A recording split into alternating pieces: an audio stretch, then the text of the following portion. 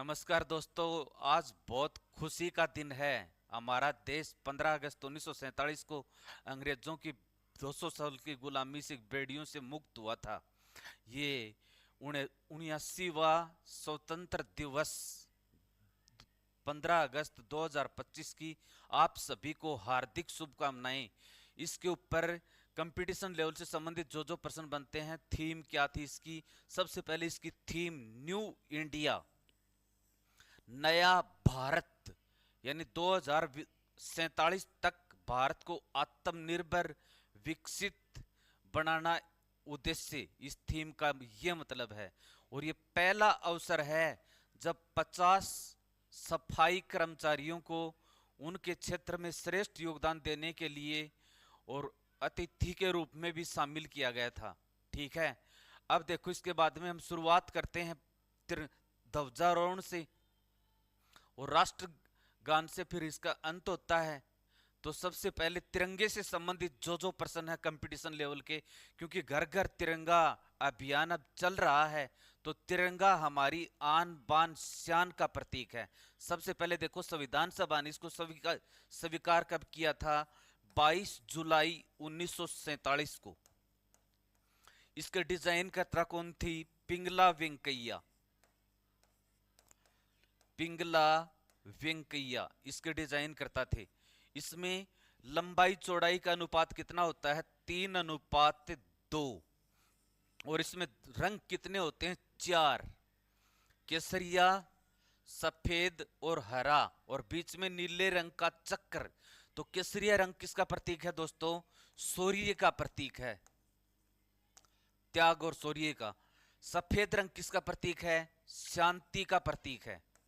ठीक है, हरा रंग, हम कृषि प्रधान देश हैं, समृद्धि और खुशहाली का प्रतीक है। और इसमें रंग कितने होते हैं? कुल 4, क्योंकि बीच में नीले रंग का चक्र भी है, नाम तिरंगा, लेकिन रंग 4 होते हैं। और तिरंगा फहराने वाली प्रथम भारतीय महिला कौन थी? मैडम भिक्काजी कामा। मैडम भिक्काजी कामा, जिसने स्टटगार्ट स्टटगार्ट जर्मनी में 1907 में फहरा दिया था। और तिरंगा कांग्रेस के सबसे पहले किस अधिवेशन में फहराया गया? 1925 अधिवेशन में कांग्रेस के। ठीक है, अब देखो इसके अलावा विजय विश्व तिरंगा प्यारा के गीतकार कौन थे? विजय विश्व तिरंगा प्यारा श्यामा प्रसाद गुप्ता, जिसको पार्षद भी कहते हैं। श्यामा प्रसाद गुप्ता, जिसको पार्षद भी कहते हैं।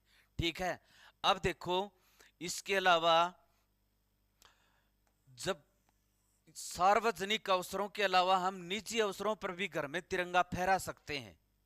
यह अधिकार संविधान के कौन से अनुच्छेद में है? अनुच्छेद 19 फर्स्ट ए में है। अनुच्छेद 19 फर्स्ट ए में है। और जब कोई दूसरे देश का राष्ट्राध्यक्ष अपने देश में आता है, तो एक साइड में उसका ध्वज, एक साइड में अपना ध्वज होता है दाईं साइड में। अपना ध्वज होता है दाईं साइड में। ठीक है, अब देखो अपनी राष्ट्रीय कविता है एक पुष्प की अभिलाषा, देश माखनलाल चतुर्वेदी की। वो देशभक्ति से ओतप्रोत इतनी है कि मुझे तोड़ लेना वन, इसकी लास्ट पंक्तियां बोल देता हूं। मुझे पुष्प की अभिलाषा कल्पना करता है, मुझे तोड़ लेना वनमाली, फेंक देना उस पथ पर जिस पथ से मातृभूमि को शीश चढ़ाते हो वीर अनेक।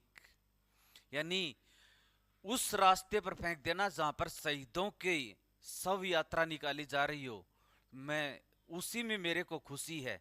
उससे पहले कवि कह देता है कि पुष्प चाह नहीं मैं सुरबाला के केसों में गुथा जाऊं, चाह नहीं मैं प्रिय प्रियतम के गले में पहना जाऊं, लेकिन ये शहीद वाली कल्पना करता है। इसके अलावा अपने भारत का राष्ट्रीय गान है जन गण मन। इससे समाप्ति होती है स्वतंत्रता दिवस की। जन गण मन के रचयिता कौन थे? रविंद्रनाथ टैगोर। और रविंद्रनाथ टैगोर ने ये सबसे पहले 1911 के कलकत्ता अधिवेशन में गाया था और उसकी भारत भाग्य विधाता पुस्तक से लिया गया है। ठीक है। और ये फिर 1912 में रविंद्रनाथ टैगोर की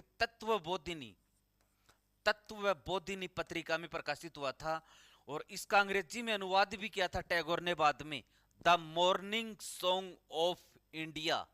the morning song of India 1919 में किया था। ठीक है। और इसकी राष्ट्रगान के गाने की अवधि होती है 22 सेकंड और संक्षिप्त अवधि होती है 20 सेकंड। यानी संक्षिप्त अवधि में पहली और लास्ट लाइनें बोली जाती हैं। ठीक है। अब देखो इसके अलावा इसके ऊपर और क्या प्रश्न बनते हैं। इस राष्ट्रगान की धुन किसने बनाई थी? पन्नालाल घोष ने। कई बार प्रश्न ऐसे पूछ लेते हैं कि आधुनिक धुन किसने बनाई थी? कैप्टन राम सिंह ठाकुर ने। कैप्टन राम सिंह ठाकुर ने राष्ट्रगान की धुन। और फिर भारत का राष्ट्रीय गीत है वंदे मातरम। वंदे मातरम ये इसके आज 150 साल पूरे हो गए हैं। वंदे मातरम जब सबसे पहले ये लिखा गया था, इसके लेखक हैं बंकिम चंद्र चटर्जी। बंकिम चंद्र चटर्जी जो रविंद्रनाथ टैगोर के गुरु हैं। यानी राष्ट्रगान उसके गुरु ने लिखा, राष्ट्रगीत और राष्ट्रगान इस महान गुरु के महान शिष्य रविंद्रनाथ टैगोर ने मिला, टैगोर ने गाया। ध्यान रहे रविंद्रनाथ टैगोर एशिया महाद्वीप के पहले नोबेल पुरस्कार विजेता हैं। 1913 में मिला था गीतांजलि पुस्तक के लिए। वंदे मातरम, वंदे मातरम सबसे पहले बंकिम चंद्र चटर्जी के आनंद मठ उपन्यास से लिया गया है। ये प्रश्न पूछते हैं कि किस उपन्यास से लिया गया है, तो आनंद मठ उपन्यास से लिया गया। इसके गाने की अवधि होती है दोस्तों 65 सेकंड। 65 सेकंड इसके गाने की अवधि होती है। इसको संविधान सभा ने स्वीकार किया था 24 जनवरी 1950 को और राष्ट्रगान को भी स्वीकार किया था 24 जनवरी 1950 को। 1950 को। और जब संविधान सभा की 14 अगस्त 1947 को रात में बैठक हुई थी। रात में बैठक हुई थी तो उस बैठक की शुरुआत वंदे मातरम से हुई थी। वंदे मातरम से। आज संसद की जब